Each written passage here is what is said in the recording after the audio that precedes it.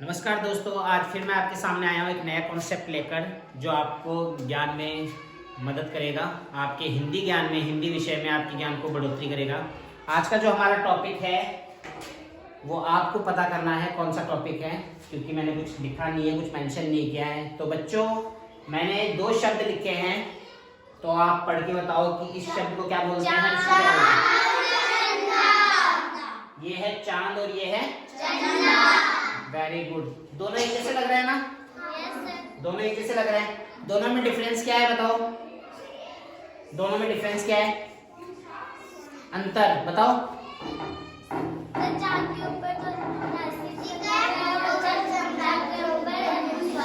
Very good.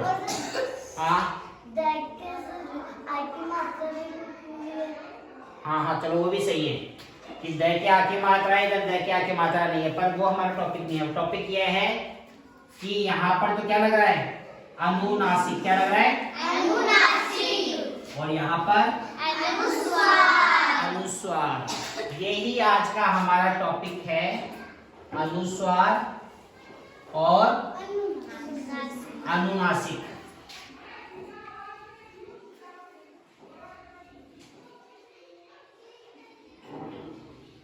अब देखो, काफी लोग जो ये चंदा है, इस चंदा को जब हम पढ़ते हैं तो कई लोग ये कहते हैं कि टिमकी लगाओ, बिंदी लगाओ, जबकि इसका प्रॉपर नाम है, जैसे आप लोगों का नाम है ना, वैसे इसका भी नाम है। इसका नाम है अनुस्वार और इसका नाम है अनुनासिक। अब इन दोनों में अंतर क्या है, तो मैं आपको अंतर बताता हूँ, क्योंकि जब हम हिंदी भाषा में लिखते हैं या हम कोई शब्द का उच्चारण करते हैं तो ये हमेशा हर जगह बहुत काम आते हैं हमारे। तो जो अनुनासिक है ये होता है स्वर। क्या होता है? स्वर। अनुनासिक होता है स्वर, जबकि अनुस्वार क्या होता है? व्यंजन। क्या होता है? व्यंजन। देखो, अनु का मतलब होता है पीछे और स्वर का मतलब होता है स्वर। जो स्वर के पीछे आए उसे क्या कहते हैं? व्यंजन। तो अनुस्वार व्यंजन है। क्या है? व्यंजन। जबकि अनुनासिक क्या है? स्वर। दोनों में अंतर पता हो गया ना? ये तो है व्यंजन और ये है स्वर। अच्छा, इन दोनों में पावरफुल कौन है? स्वर। Very good. स्वर पावरफुल होता है, व्यंजन स्वर की सहायता से बोले जाते हैं। अब जो अनुनासिक है वो स्वर है और अनुस्वार क्या है? व्यंजन। अब पहले हम बात करते हैं अनुनासिक की। तो बच्चों, अनुनासिक है ना, इसका जब हम उच्चारण करते हैं तो इसका उच्चारण मुंह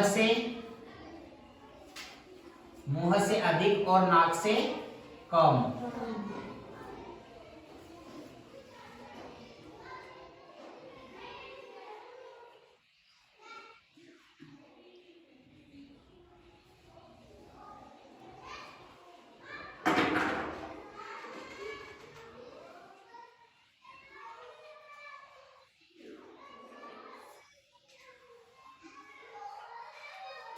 निकलती है। जब अनुनासिक का हम उच्चारण करते हैं तो मुंह से भी श्वास निकलती है और नाक से भी श्वास निकलती है। यानी जब इसका उच्चारण करते हैं ना तो हमारे मुंह से भी और नाक से, दोनों से निकलती है, पर मुंह से ज्यादा और नाक से कम। पहली चीज। जबकि अनुस्वार में जब हम उच्चारण करते हैं तो इसका उच्चारण कहां से होता है? नाक से। कहां से होता है? नाक से उच्चारण होता है। उच्चारण का मतलब बोला जाता है।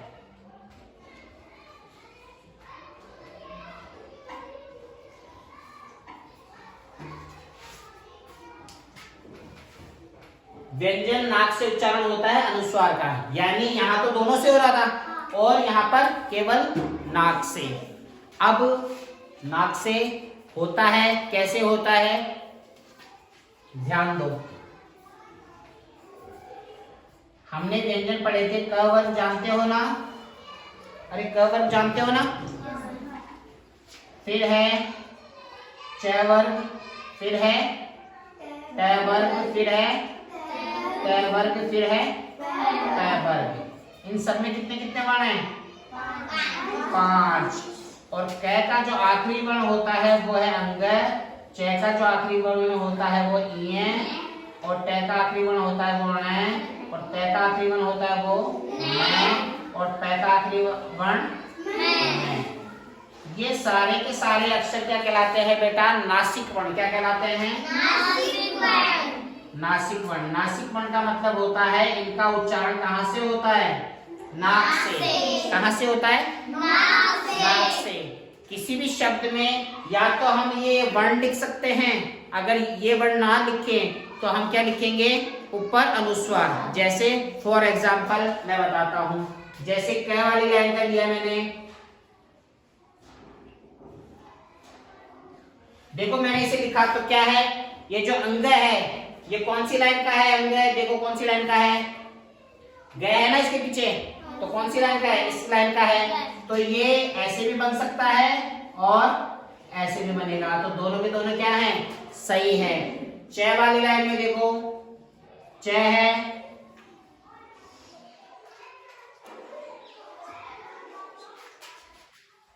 इसको अब ये जो इए है कौन सी लाइन में है? च वाली लाइन में है ना, तो इसको आप ऐसे भी बना सकते हो और ऐसे भी कर सकते हो। क्या बना ये नाम? क्या बना? चंचल। क्या बना? चंचल। इसको आप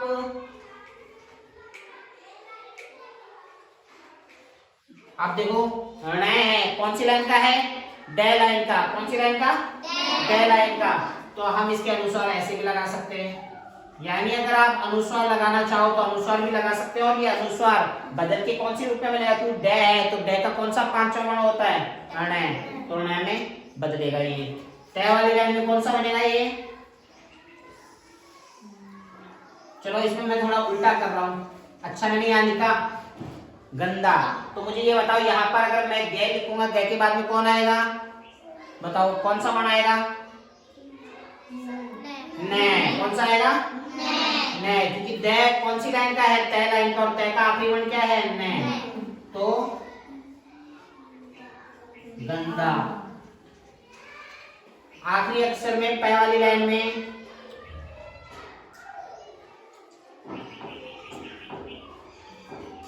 अब ये जो क के ऊपर अनुस्वार है, ये जो अनुस्वार है ये कौन सा है इनमें से? बताओ इनमें से कौन सा है? मैं, क्योंकि प का आखिरी वर्ण मैं है इसलिए। तो इस तरह से हम लिख सकते हैं, जो भी वर्ण होगा उसका आखिरी वर्ण यहाँ पे होगा। जैसे गंगा है तो ग का आखिरी वर्ण, अब जैसे ग है और ग है, अनुस्वार के बाद ग है, तो ग का आखिरी वर्ण कौन सा होता है? अंग है, तो अंग आएगा। च है, च में च का आखिरी वर्ण कौन सा है? ई है, तो ई आया। ड का आखिरी वर्ण कौन सा है? ण है, तो न आया। द का आखिरी वर्ण कौन सा है? न, तो न आया। न का आखिरी वर्ण कौन सा है?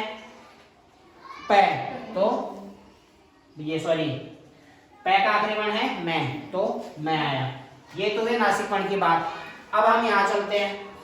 इसमें जैसे बेटा देखो मैंने लिखा माँ। क्या लिखा? माँ। आँख। क्या हुआ बेटा? माँ और आँख, ये दोनों के दोनों क्या हैं? अनुनासिक। क्या है? अनुनासिक। पर अनुनासिक का बेटा एक नियम है कि जब भी कोई मात्रा इसके ऊपर से यानी शिरोरेखा के ऊपर से निकल जाएगी तो वहां अनुनासिक ना आकर क्या आएगी? बिंदु। क्या आएगी? बिंदु। अब जबकि ये बिंदु है, ये अनुस्वार नहीं है, क्या है ये? अनुनासिक। क्या है?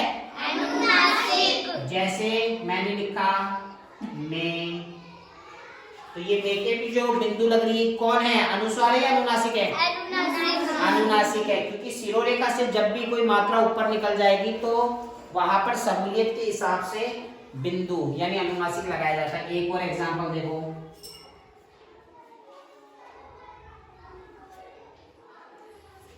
क्या है ये?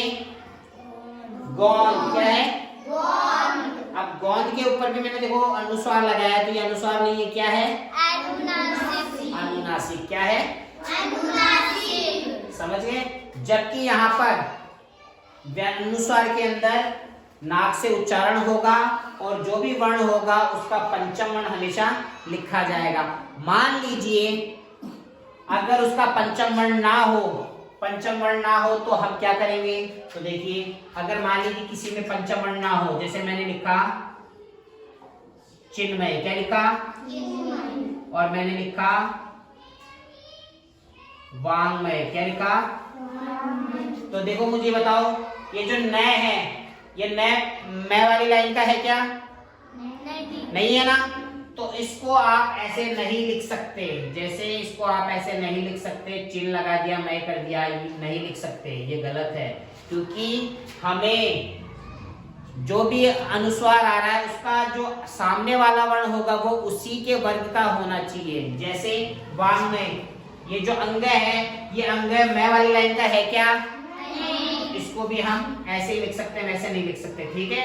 एक चीज और, मान लीजिए बेटा कोई शब्द दोबारा रिपीट हो रहा है, नासिक वर्ण दोबारा रिपीट हो रहा है, जैसे न और न।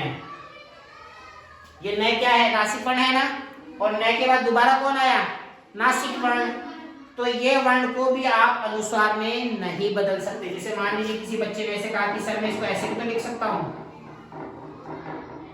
ये अनुस्वार है ना टिमकी, इसको मैं ऐसे भी लिख सकता हूँ ना, तो ऐसे नहीं लिख सकते। लिख सकते हो क्या? देखो अन्न है, आप ये कहोगे कि सर आधा न है, तो आधा न को अनुस्वार बना दो, नहीं बना सकते। शर्त क्या है आधा ऊपर जाने की, अनुस्वार बनने की, कि अनुस्वार के बाद उसी वर्ण का वर्ग होना चाहिए। जैसे अ के बाद में न है, तो न के बाद में न आया ना, तो ये नहीं बनेगा। और ऐसे मैंने लिखा प्रसन्न, क्या लिखा? प्रसन्न।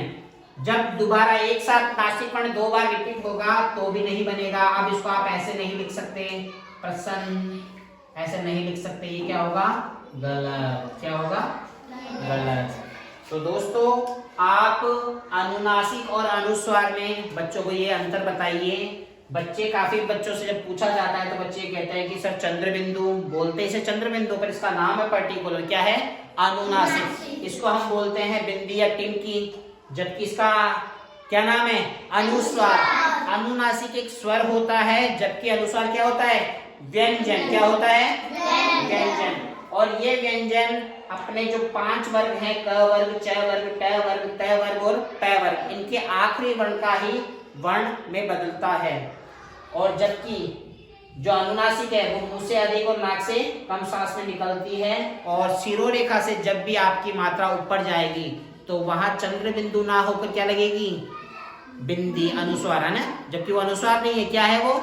अनुनासिक। एक लास्ट उदाहरण और देखते हैं बेटा।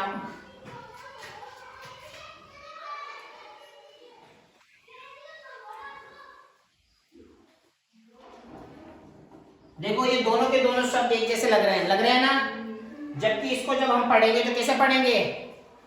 इसको पढ़ के बताओ, उच्चारण करो, इसका जोर से करो, ताकि हमारे व्यूअर्स को पता तो चले आपको उच्चारण करना आता नहीं आता। इसको पढ़ो जोर से। हंस, हस, हस माने क्रिया, एक क्रिया है, ये क्या है? क्रिया। और ये क्या है? हंस।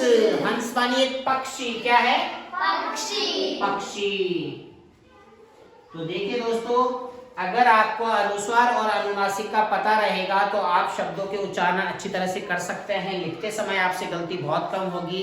तो ये कॉन्सेप्ट बच्चों को समझाना चाहिए कि अनुनासिक कब आता है, अनुस्वार कब आता है, अनुनासिक के क्या नियम है, अनुस्वार के क्या नियम है। तो ये वीडियो आपको होपफुली आपको फायदेमंद रहा होगा। तो ये वीडियो आप अपने बच्चों को दिखाइए, आप खुद भी देखिए और समझिए, फिर अपने बच्चों को समझाइए घर पे।